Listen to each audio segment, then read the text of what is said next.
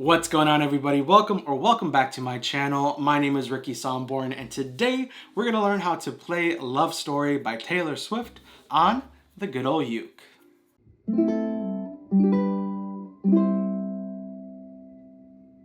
As always with every ukulele tutorial, I will include a skip to section right here where you can either skip to the chords or the strumming pattern if you don't want to sit through the entire 10-minute video. I totally get it, I totally understand, but if you watch the entire video, I'd love you forever. Also, one thing I do want to note is that we do have a Patreon page for this channel. Link will be in the description below, or you can go to this website right here. You can go ahead and support this channel if you want to, if you choose to. Again, there will be full PDF versions of everything that we talk about, and also some extra perks on the Patreon as well. So again, if you do want to support this channel, link will be in the description, or just go to this website right here.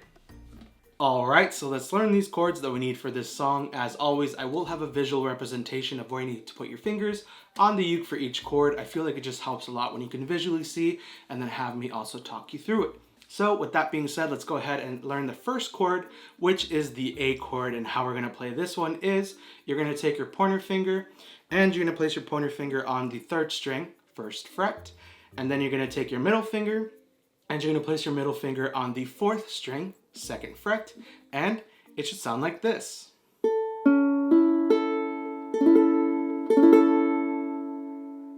The next chord that we need is the A minor chord, and how we're going to play this one is you're going to take your middle finger and you're going to place your middle finger on the 4th string, 2nd fret, and it should sound like this.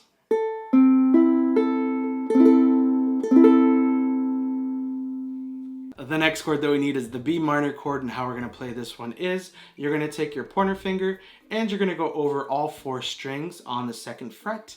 Then you're going to take your middle finger and place it on the 4th string, 4th fret, and it should sound like this.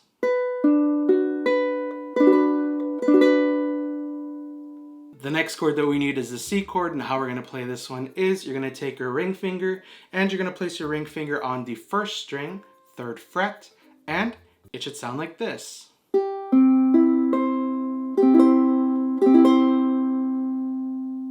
The next chord is the D chord, and how I play this one is I take my pointer finger and I go over the top 2 strings, which is the 4th and 3rd string on the 2nd fret. And then I take my middle finger and I place it on the 2nd string, 2nd fret, and it should sound like this.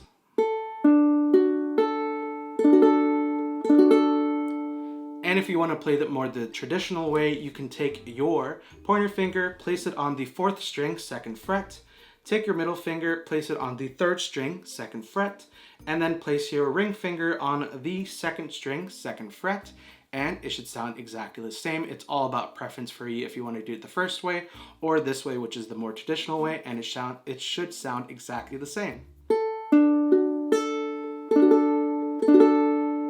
It just depends on how comfortable you feel like with either or. I like the first way, but you can also do it the more traditional way.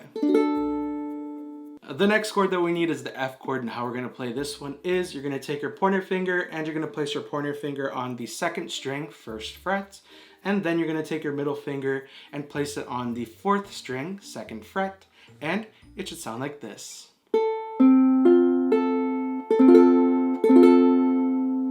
Perfect. And the last chord that we need is the G chord, and how we're going to play this one is you're going to take your pointer finger and you're going to place your pointer finger on the 3rd string, 2nd fret. Then you're going to take your middle finger and place it on the 1st string, 2nd fret. And then you're going to take your ring finger and place it on the 2nd string, 3rd fret, and it should sound like this.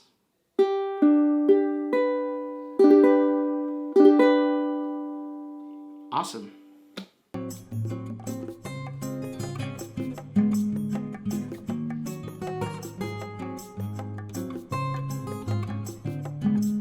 So those are all the chords that we need for this song. As always, if you do need a little bit more extra time, make sure to press the pause button right now, rewind to whatever section or chord that you need a little bit more time on, and then once the chords sound crisp and clear, press play. And now let's talk about how we're going to play this song with the strumming pattern coming up next. All right, so we just learned the chords. Now let's talk about how we're gonna play this song with the strumming pattern. I'm gonna teach you two different ways that you can play this song. The first way is gonna be for the true beginner who's like, Ricky, I don't even wanna deal with strumming right now. I just wanna get through the song. I love Taylor Swift. I love this song, Love Story. Please just teach me the easiest way possible to play this song so I can get through it and show my friends and my family. I got you. So the first way that we're gonna do it is going to be just with a down strum. So again, whenever you see a chord change, you're just gonna strum down, and then it will sound just as awesome. And again, as always, in the description below, there will be the entire chord sheet for the song, which basically consists of the full lyrics and then the actual chords right above the word, so you know exactly when to change chords. Again, that will be in the description, so make sure to open the description and scroll down, and you'll see all that good stuff right there. You can copy and paste it and keep it for yourself, and save it on your laptop, phone, computer, wherever you save things, and you can have it there for you forever. All right, so let's talk about the second way that we can play this song is with an actual strumming pattern, and that strumming pattern is going to be down, down, up, up, down, up. So let's do that one more time in 3, 2, 1. Down, down, up, down, up. So let's talk about how many times we play that strumming pattern throughout the entire song. So for the verse and for the chorus, you're gonna play that strumming pattern, the down, down, up, down, up. You're gonna play that strumming pattern twice for every chord in the verse and the chorus. And then in the pre-chorus and the bridge, you're gonna play that strumming pattern once. So let's go again through it again. It's going to be verse, 2 strumming patterns. Then it's going to be the chorus, 2 strumming patterns. The pre-chorus, 1 strumming pattern. And the bridge, 1 strumming pattern. And again, in the chord sheet below, I will be making note of what the verse is, what the pre-chorus is, chorus and bridge. So you'll definitely be able to see, okay, I need to do 2 strumming patterns for here, 1 strumming pattern for here, and so on. So it's gonna be super easy for you. Again, everything will be in the description below. And again, let's go over that strumming pattern one more time. It's just going to be a down, down, up, down, up. All right, so we talked about the chords and the 2 different ways you can play this song. Congratulations, you now know how to play Love Story by Taylor Swift on the good old uke. As always, if you did like this video, make sure you give it a big old thumbs up. Also, don't forget to hit that red subscribe button below and the bell notification to be notified every single time I upload a video right here on YouTube if you haven't already. Also, I want to give a huge shout out and thank you to you for clicking on this video and watching this video and hanging out with me for these 10-15 minutes. I truly, truly can't thank you enough. I know there's like 86 trillion videos that you can watch for this song or just for ukulele in general, and you chose to click on this video and hang out with me. So thank you so much. And also, if you have subscribed to this channel, welcome, welcome, welcome to the best uke fam in the entire universe. Thank you so much for joining this family. I truly appreciate you, and I want to let you know that you're welcome here, you are loved here, and we absolutely love you so much. So thank you for being a part of the uke fam, and yeah, thanks. I can't thank you enough. And if you're anything like me, when you're watching a ukulele video, you're like, dude, what uke are you playing? Tell me, give me some info about which uke you're playing.